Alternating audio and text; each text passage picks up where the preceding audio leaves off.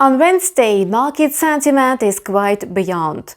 It improved significantly after Joe Biden announced that the US would have enough COVID-19 vaccine doses by the end of May, 2 months ahead of schedule. This is why many investors are quite optimistic about the pace of recovery in the US economy. US Treasury yields declined again amid such news. As a result, the US dollar index, which measures the strength of the greenback against the basket of 6 major currencies, fell to the level of 90 and 80. Meanwhile, recent drop in the stock market has fueled speculation that the Federal Reserve may soon adjust its policy to ease concerns about a rapid jump in the long-term US Treasury yields. Today, trading sentiment on the US dollar will depend on the publication of the ISM Manufacturing PMI Index as well as the ADP National Employment Report for February.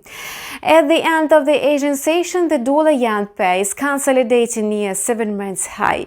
After a steady rise, the pair is stuck in the range between the levels of 106.50 and 107.00. Technical analysis experts are betting on a jump to the level of 107.35. The yen is down as the Japan's services sector has been contracting for the 13th straight month in February. Such dismal results were due to the weakening of business activity amid restrictions imposed to stop the virus spread.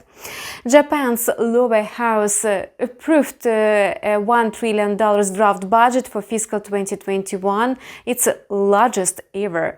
The government stresses the need for spending on coronavirus countermeasures that comes on top of already huge welfare and disease costs.